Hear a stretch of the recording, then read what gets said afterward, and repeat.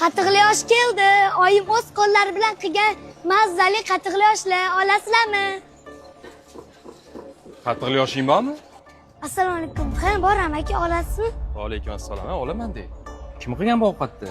Bu ovqatni oyim qilganlar. Men bozorlab chiqib sotaman.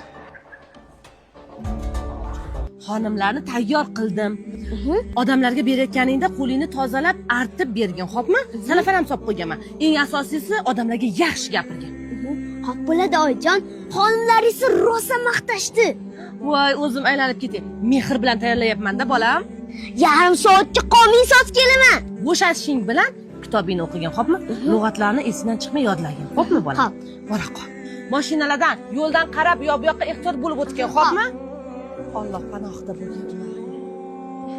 Amaki olasizmi? Ha, olaman. Necha kishiga chiqadi ovqating? 20 kishilik chiqadi. Bolam, hozir hamma ovqatlaringni olaman. Keyin meni uyingga olib borasan. Ota-onang bilan gaplashib qo'yishim kerak. Agar hammasini olsangiz mayli. Olaman hammasini. Mana bu kitob kimniki? Meniki ingliz tilini astoydil o'rganyapman. Qiziqaman. Assalomu alaykum aka. Va alaykum assalom. Uyimizga mehmon keldi. Voy, juda ham yaxshi. Assalomu alaykum. Va Keling. alaykum assalom. Marhamat. Kiring, adam uydalar.